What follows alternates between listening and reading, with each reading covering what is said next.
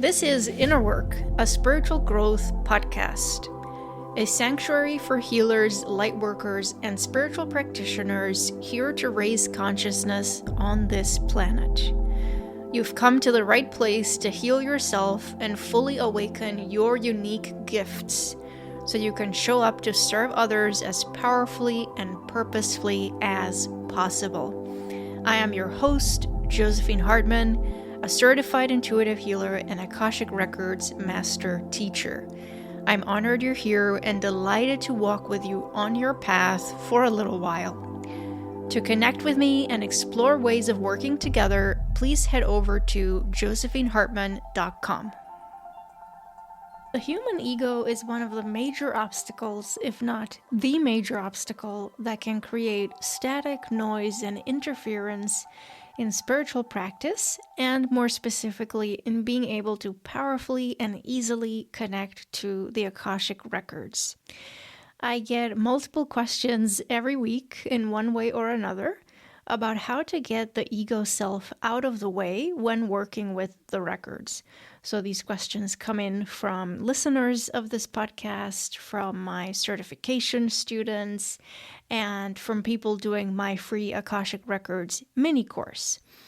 Now, of course, sometimes people might not be fully aware that they're asking about ego interference.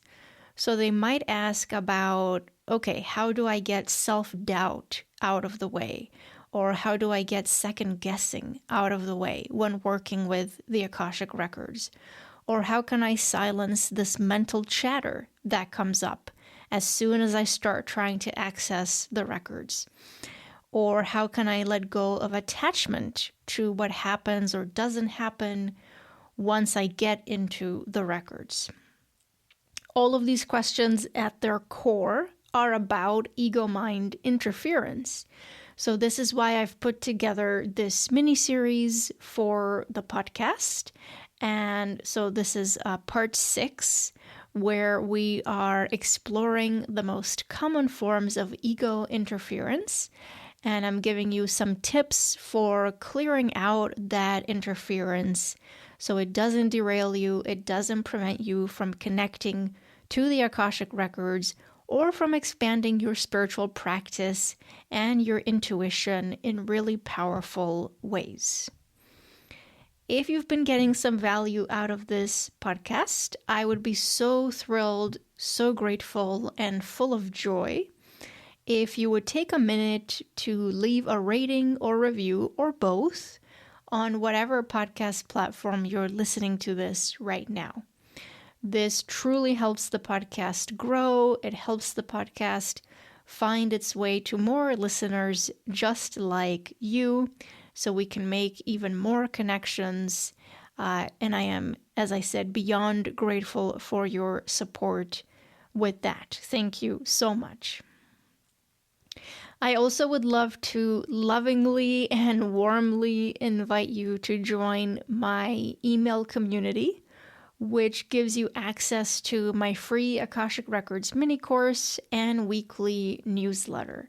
You can join us by clicking the link in the show notes. So today we're talking about impatience and the need for instant gratification as another set of ego patterns in spiritual and Akashic Records work. So let's start with impatience. This is an ego pattern I often see come up in beginning students of the records. And of course, it can come up even if we are really experienced. Sometimes impatience is just part of the human condition. But just as when we start a new meditation practice or a yoga practice, sometimes our egos have this expectation that we're going to get it perfect right from the beginning, or that we should get it perfect right from the beginning. In many cases, new students who begin working with the records may carry this expectation or idea that they should be able to connect to the records immediately, that the process should be totally easy and effortless, and that they should receive information clearly and abundantly right from the start, and that all of this should feel completely comfortable, natural, and that they should feel really competent accessing the records and interpreting the information from day one. Now, it often doesn't work out this way, just as with meditation or yoga. So with meditation, there are mental muscles that we need to build over time. Mental discipline, our capacity to focus and sit still if we're doing a sitting meditation. All of these things must be gradually practiced and worked on and developed over time. So these are skills, and refining these skills always requires some time and practice and persistence. In yoga, there are poses that we do as beginners, which feel so challenging at first. And there are poses that we see other people doing when we just start our practice, and we're like, oh, I'm never going to get there. I could never even imagine my body being able to do that. But eventually, as we build our flexibility, we build our resilience, both physically and mentally, our bodies start to respond in some new ways. And those yoga poses that we did in the beginning just feel so easy and feel so natural. And we build on that, and then we start being able to do the poses that we never imagined would be physically possible for us. So it is with the Akashic Records. Learning how to navigate this higher field of consciousness, which is the Akashic field, is like learning how to play an instrument. You don't become a master at that instrument in one day or one practice session or 1 week or even 1 month, really. It takes many months of dedicated practice and commitment and being willing to sound terrible when you're first picking up a new instrument, being willing to persevere through frustration, through self-doubt, and being willing to move through that learning curve that is involved. The ego sometimes tries to convince us that unless we can do something perfectly, right from the very first moment, that we're no good, or that we're never going to be able to do it, or that it's not worth it, or that it says something negative about us if we can't master something, a new skill, like learning how to play that instrument or learning how to read the Akashic Records effectively. If we can't master that in an hour or a day or a week, the ego mind and the ego voice might pop in to say, oh, you're terrible at this. You're never going to get it. Or you're not good enough because you're not getting it immediately. So just telling these negative stories about ourselves and making it something that, so that there's a flaw. It seems as though we are flawed in some way, and that's why we can't immediately get it. That's the narrative that the ego will try to go to. And the ego will try to convince you to give up, that it's too uncomfortable to be a beginner, that unless you can do this perfectly from day one, that it's not your path. These are all the lies and deceptions the ego will try to conjure up to get you to stay small and stay safe and to not venture into any unknown territory.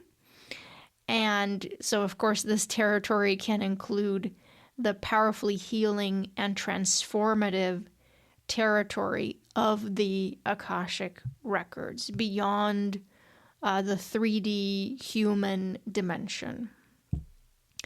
Another way that this ego pattern can arise is as a need for instant gratification, and this could be unconscious. So, in other words, it could be this unconscious need to immediately be able to tap into the records on your very first opening of the records and to get really vivid, clear, super understandable, life-changing images and messages and insights. Now, am I saying that this is never possible on your first try? No, of course it is possible. And of course it does happen to beginners that sometimes they go in and immediately they are receiving something incredibly healing and clear, and they feel such a strong connection to the records. Anything is possible.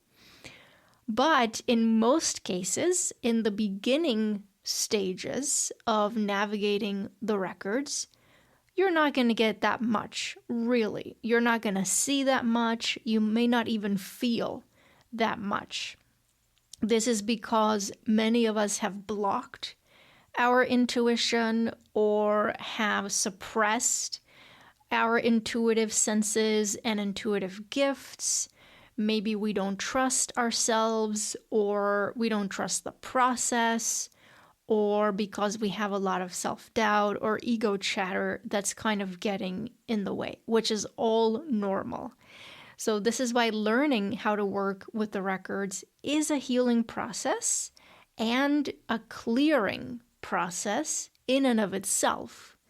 It will require you to stay in the room. It will require you to keep practicing and to release all expectations and to keep trusting that what you are receiving or whatever is happening when you go into the records is perfect for you, for where you are in that particular moment in time. So this really challenges us to let go of attachments to getting more or getting more images or images that are more vivid or to getting immediate easy answers to all of the questions that you bring to the records. Or sometimes we have expectations and attachments to immediately being able to interpret that information and to apply the information in a way that makes perfect sense. That also is a skill. It is a skill and it is an art to be able to decipher that information accurately, and then to put it to use in some way in our lives. So all of that is a learning process. All of that is a process of refining the skills as you go and just building up to this level of mastery in navigating the Akashic field. So in many cases, when we work with the records, we are challenged to allow ourselves to be beginners or to go back to a beginner's mindset and to really open ourselves completely to the present moment experience that we are having with the records each and every time, without wanting that experience to be different or to be more than it is. There is huge growth that can happen if you use this very process to heal yourself, to let go of expectations and shoulds, to extend unconditional patience and love to yourself as you learn and master something new. So letting go of harsh self-criticism and self-judgment when you go into the records, that can really be a game changer. And it's especially important when it seems like nothing is really happening. And maybe you start doubting yourself, or you start beating yourself up, or wondering if you're doing this, quote unquote, wrong. So this is also an opportunity to build trust in yourself, trust in the records, trust in the universe, which really does have your back, as we say, and also an opportunity to build trust in the process of learning and of growing, which is never linear and which does require us to be active participants as we learn. Also, we are required to build trust that every single time we journey into the records, we are receiving and getting the experience that we most need. And that is just unconditionally true every single time. There are no exceptions to this law. So we are required to really surrender to the higher wisdom of the records, to allow the records to lead us and to allow them to drive the bus, as I often say to my students. So once you're in the records, you are in the passenger seat. You're not driving the bus anymore. You get to be in the passenger seat and just surrender to the experience and just watch the scenery as the bus goes on forward and the records are driving, and you get to watch that beautiful scenery out the window. So the more patience, love, and support you can extend to yourself as you master this new skill, paradoxically, the faster your progress will be. So the more patient you can be with yourself, the more you can release attachment to timelines, which we already covered in this mini-series, the faster your progress will be. But again, even having said that, I don't want you to try to be patient with yourself just so you can speed up the process. This can be a counterproductive pattern that we get into of being like, okay, so if I'm really patient with myself, if I'm really patient with this process, then it's going to move faster. I'm going to make it move faster by being really patient. So I have to be really patient. I'm being really patient. I'm going to be really patient. And at the same time that we're saying this, we're keeping an eye on the clock and we're measuring every single minute that we spend in the records, and we're judging how fast things are moving. So this is about extending to yourself genuine patience and practicing genuine patience, which again is unconditional. Practicing a state of genuine neutrality. I also call this divine neutrality. So practicing a genuine stance of, I am not attached to being further along than I am right now, or to getting more than I am getting right now. I'm just going to be in the present moment with myself and with the records and allow it to be exactly what I most need right now. So this is really the best antidote to impatience or to your ego whispering that you should be further along than you are. Both with Akashic Records work, but also with healing processes that we undergo in our lives. Sometimes we want the healing to go faster, and we might start to feel frustration or impatience or a sense that we're doing something wrong if the healing isn't moving at a faster rate. So I think in those moments, it's also so important to extend this unconditional patience to ourselves, to trust the process of healing, to trust that it moves sometimes in its own divine timing, and that even though healing can happen miraculously and in an instant, it can't be rushed. So that process can't be rushed. We can't push it. We can't force it. We can't try to make it happen. It's really about surrendering and trusting.